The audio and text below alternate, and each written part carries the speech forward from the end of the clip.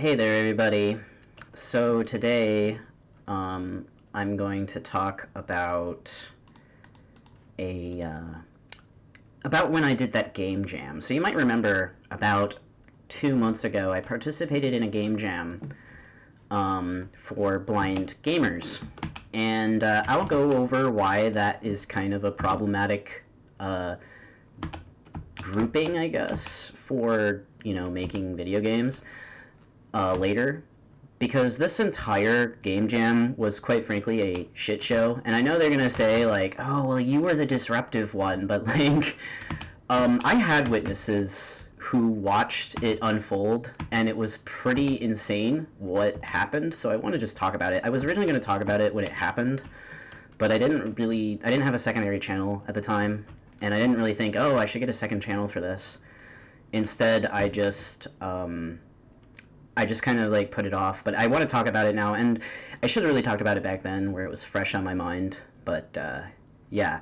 So a little bit of background of me, right? So I've actually been involved in amateur, very, very, very important to stress, amateur blind gaming accessibility since 2012, 2013, right? So about 11 years now. And I've always been really, it started because I had a friend who told me that they wanted to play, I got into blind people from college, right? I met a blind guy, I dated him, and he was really cool, except for the fact that he was a predator. I was like, what? Early 20s when I met him, so like, I didn't know any better. He was a real piece of shit. I fucking hate you, Kyle. Fuck you. You're literally a fucking sexual predator. I hate you. But anyways, that's how I got into it. And even though, like, that was a really traumatizing way to get into it, I still think it's a valuable thing, because I think that video games are actually really cool media machines. They're little cinemas, as, Guattari would have put it, right? And they have a lot of potential to, express really unique narratives, which is what I was trying to accomplish with the game and the game jam, which I'll go over later.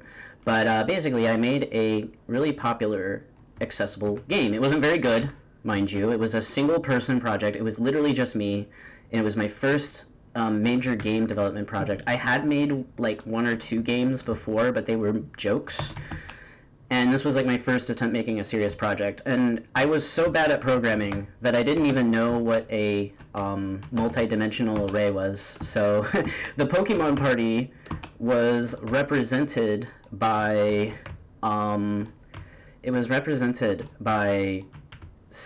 six separate arrays that had to be organized by a switch statement. So as you can imagine, it was a complete nightmare to actually work with the code, and I never wanted to touch it again once I moved on to future projects.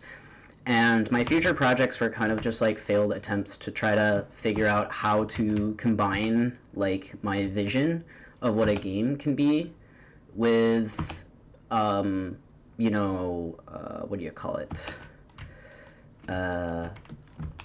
With like accessibility, I wanted to see how I could make a game both accessible but also be this kind of like crazy media experience. And as I've developed as a person and kind of like learned more about different ways of portraying these kinds of narratives, I've really developed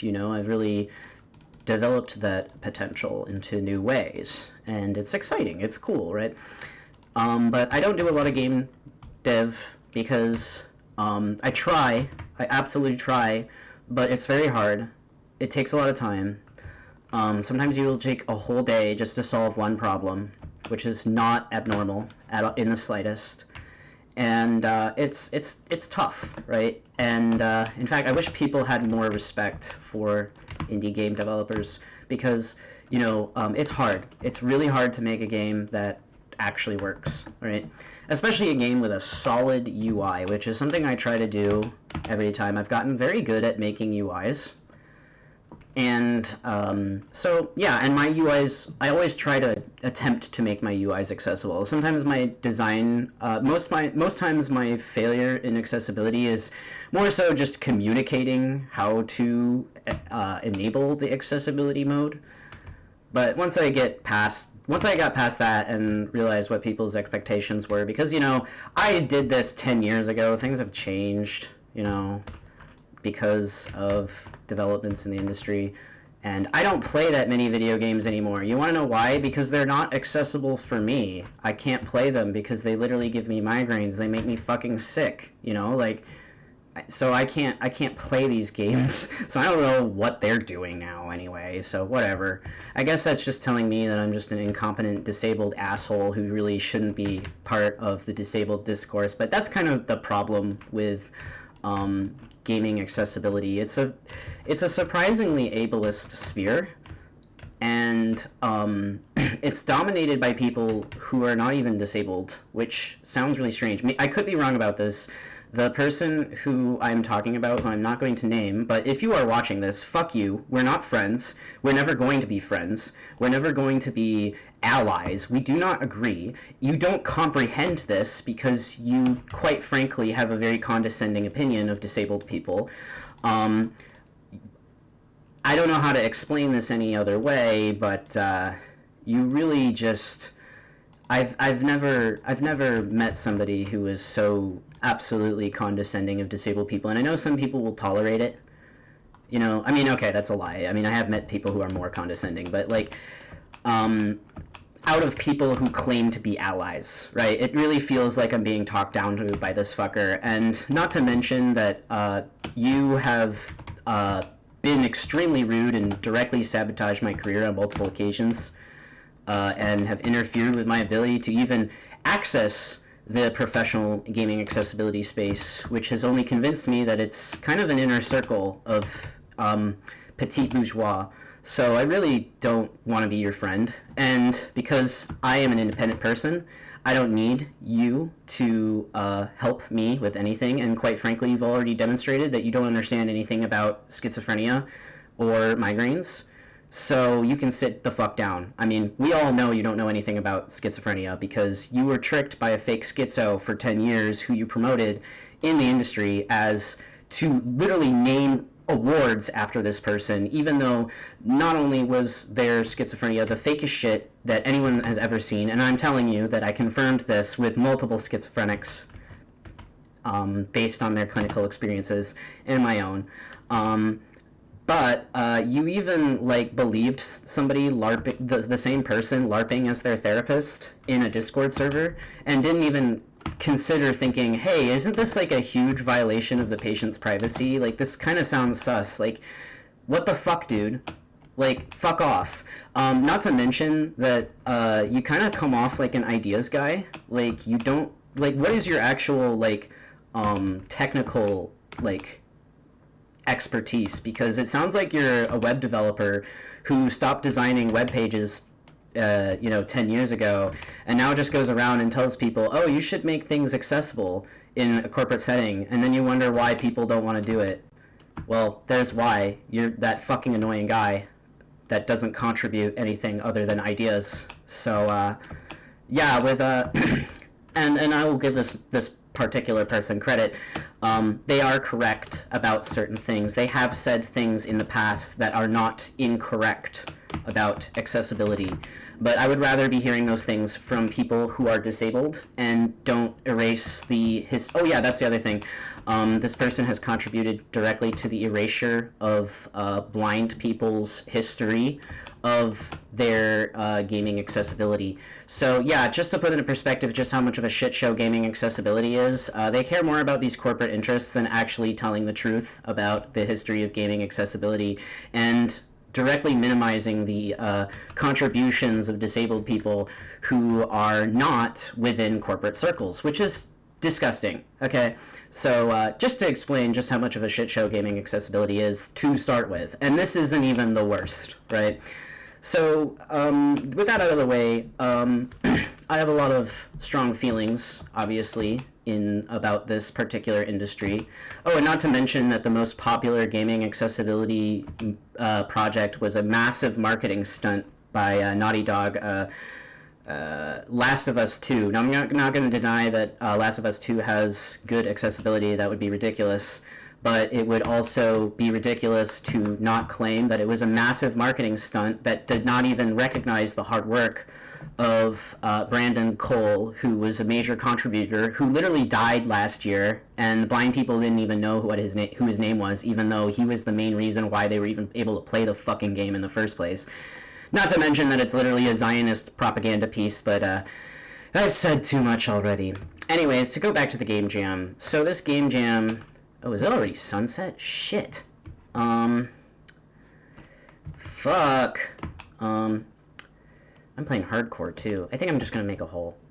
So basically, the game jam was even less professional, to put it bluntly, than what I have experienced with this particular guy. Now, this guy was not involved in the game jam. I just wanted to kind of give some history on why I'm not really a fan of how gaming accessibility runs itself, because, you know, it basically just is built on, like, you know, this kind of pseudo-politics that doesn't even really enable disabled people and has literally stripped them of their contributions.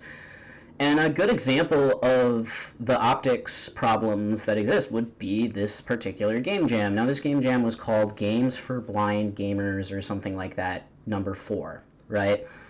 And apparently I had worked with this guy. This is a different guy. This is a different set of people. And I'm not going to name these people because I don't really want to deal with that right now. I just want to talk about the shit show that this was. I will be naming one person, but there's a reason for that. And basically, so there were 2 people leading the game jam. There was E, and then there was N, right? Now, N was all right. Okay, I didn't really have a problem with N. They were just some, you know, Muslim, pro-Palestine, you know, guy. There's nothing really... He didn't really do anything wrong. And in fact, he was a major contributor to important packages that helped make my Godot screen reader thing even usable. And the funny thing is that I haven't even had really time to even settle down and fix the bugs in that screen reader because I've been so chaotic with my life, you know, and it's that's part of the reason why it's an open source project, but I haven't been able to fix it, and I don't think anybody's made any significant contributions towards it. Maybe I haven't just been paying attention, I don't know. Maybe it's my fault. Who knows? Anyways, but yeah, so N wasn't really a bad guy, and in fact, N was pretty cool because N actually was, like, again, contributing heavily towards, like, the technology and opened barriers, you know, like, Godot has not really had a good accessibility engine, and while they were working with AccessKit to implement it in future versions, that is not currently released yet, and so having a custom text-to-speech engine supported by this guy was extremely helpful, and I really appreciate that, so thank you, N. The problem I have was actually first with E. Now, E was a very immature person, right? Very unprofessional, very immature, very conflict-rousing. Like, when in these spaces, I deliberately try to not be somebody who arouses conflict, right? I'll only target particular people, which I'll go into in a minute, because of the fact that they might be spreading literally fascist ideologies. Like, and I don't mean like, oh, I don't agree with them, they're a fascist. I mean like they're a neo-Nazi, which I'll get into in a moment. But, basically, E was a very confrontational person. Like, for example, E contacted me in private one time to try to start a fight between me and some other developer who was working on the AccessKit implementation of Godot. And I thought this was really inappropriate for a few reasons. First off, I told E that I'm not involved in implementing the screen reader interface. I'm not particularly good at that part of the design process. I prefer to focus on like the actual game design elements, and I've always needed help with integrating screen readers into the game engine. I'm more the kind of guy who designs the screen reader aspect, the actual navigation, right? And I actually built a really competent screen reader in Godot, even though the current version has a couple bugs because of oversights in my model that I discovered when I was building my game, but it still works really well, right? And it's really frustrating too, because going back to that guy I was didn't name earlier, he was a huge prick on Blue Sky when I revealed the project. I understand why he may be skeptical of corporate projects, but this guy clearly doesn't understand how open source works, and he doesn't really respect anything outside of the corporate circle, which is like, whatever, dude, your industry's burning up, so I don't give a fuck. I do not give a flying fuck. Maybe this will actually give an opportunity for disabled people to actually direct the development of accessibility without having an abled person in the way. But we'll see about that. Anyways, so yeah, E would just constantly pick fights, right? And it got really awkward because E started trying to promote his usage of a particular education program that was clearly AI based. Like, he was basically paying $100 for a semester for AI generated courses, which I, for obvious reasons, have a couple issues with. And he expected me to suck his dick over this, and I'm like, dude, I literally researched Guattari, okay, who is a very underappreciated philosopher, and if it wasn't for me, there's a very high probability that everything that would come out of an AI on him would be literal horse shit, because it would be scraping a bunch of accelerationist pages that are full of shit about him, so who knows. But yeah, like, AI is not the way to learn about anything, and I didn't really want to tell him, like, you're being played, you're a tool. But I tried to kind of distance myself, and he kept aggressively engaging, right? And that was really, really frustrating, right? So I really didn't like dealing with that. I really didn't want to be involved in some guy's, like, petty problems. It was just like, whatever, dude, like, if you want to make that decision with your life, just have the balls to, stand up by it, just accept that that's the decision you want to make, right? So, yeah, and, basically, yeah, and then the real problem, though, was actually one of the blind people in the server. Now, this user goes by, how do I put this bluntly? This user, while not in the Discord server, right, but on other platforms, goes by the name IronCross32. Now, you might believe that that's a suspicious name, and I would agree with you on that. In fact, I inquired him several years ago on audiogames.net about why he had this name, and he said that it's because he loves history. Well, I go on Discord by Félix-1968, and I love history too. When my name comes from a reference to something called May 1968, which was a general strike, massive protest, and occupation of Paris, where a bunch of radical leftists were basically, protesting a bunch of shit, and it went wild, right? It was like a massive release of repressed frustration about the current, arrangement of things that led to the political topology of the 1970s in leftism, right?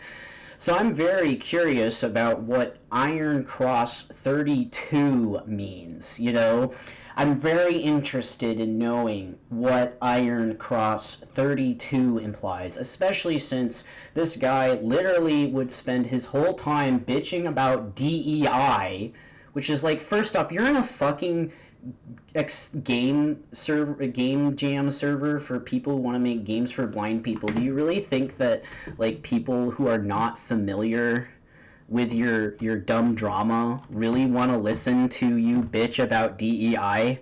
And second, are you really so fucking stupid that you can't put two and two together to figure out why you can't find a job and why DEI being repealed is a bad thing?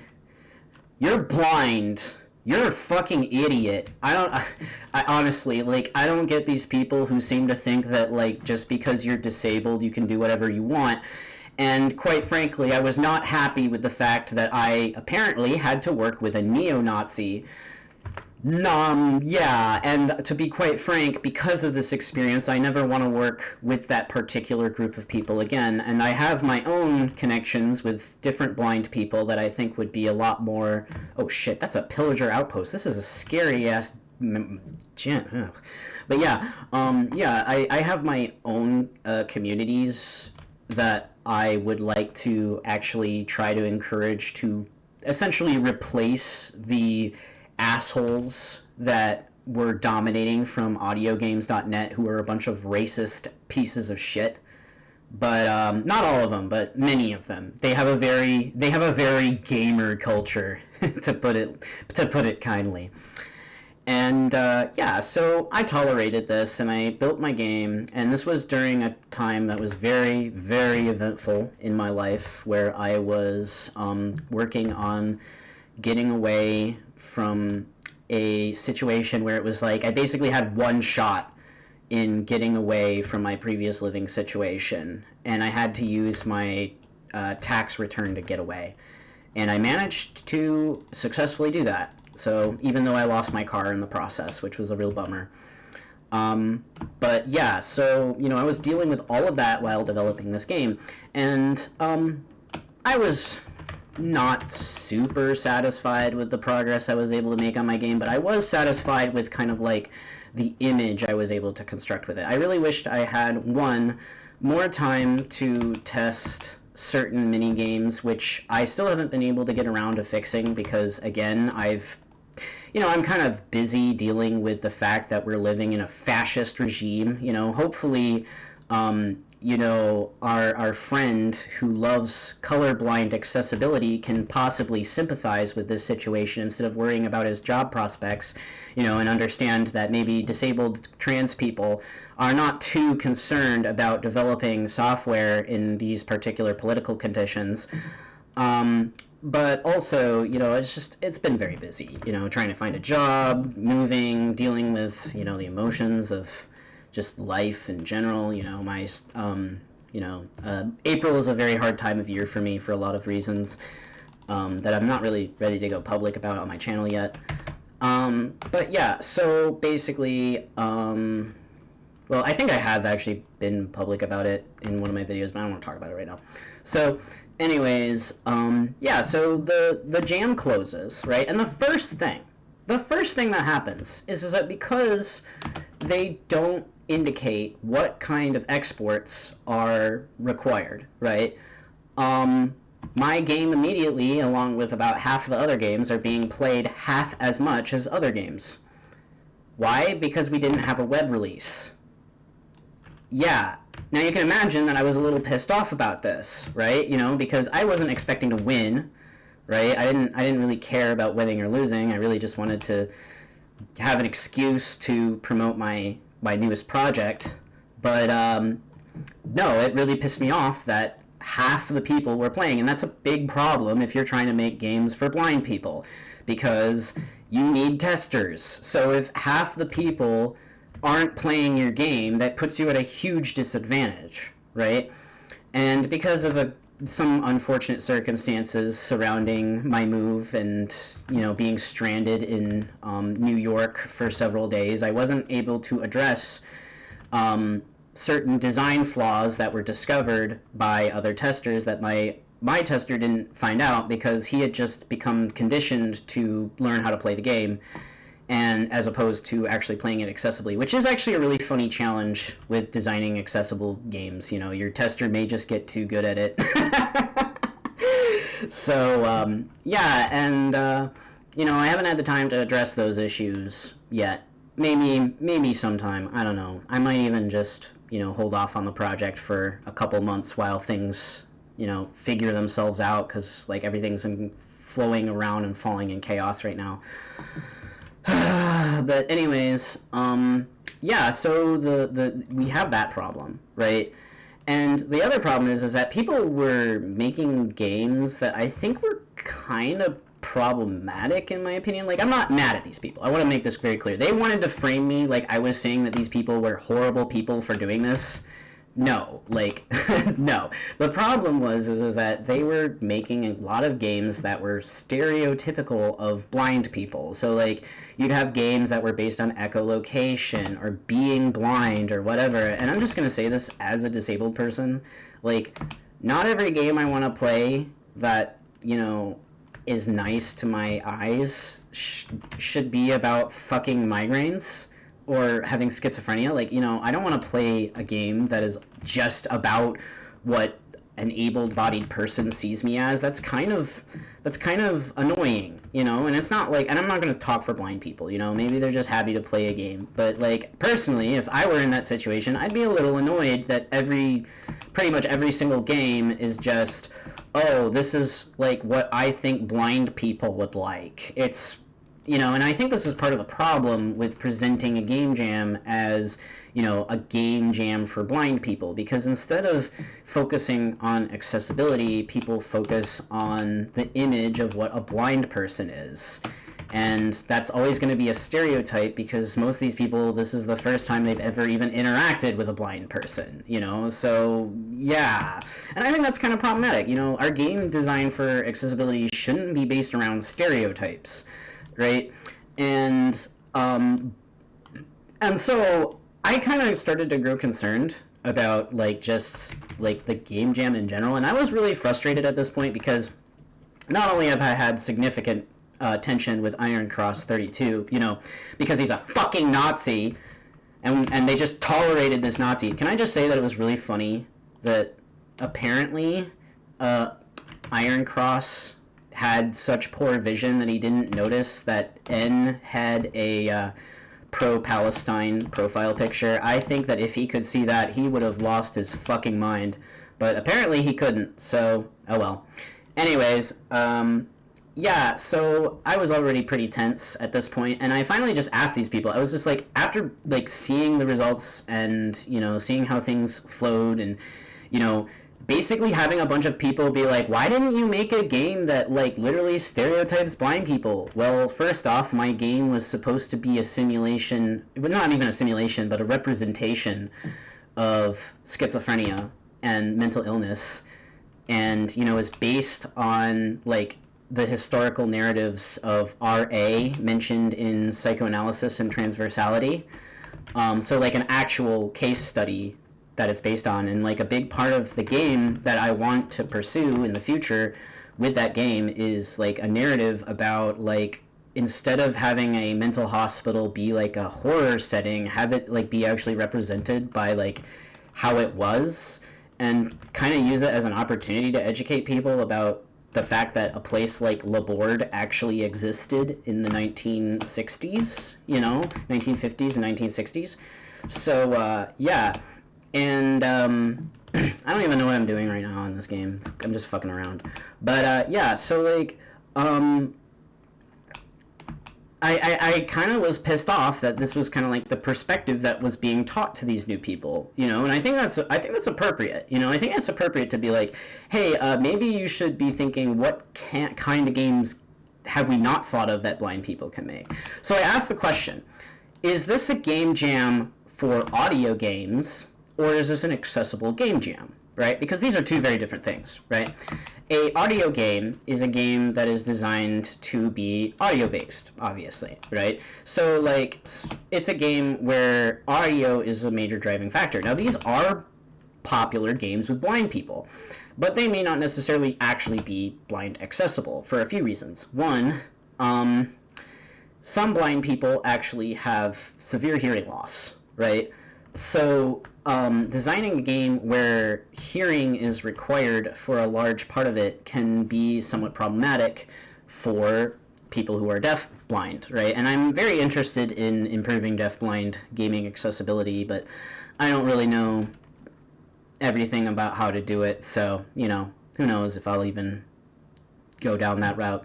But yeah, it's a very interesting question, right? And it's a question that, people didn't even think of because, again, stereotypes with blind people, right?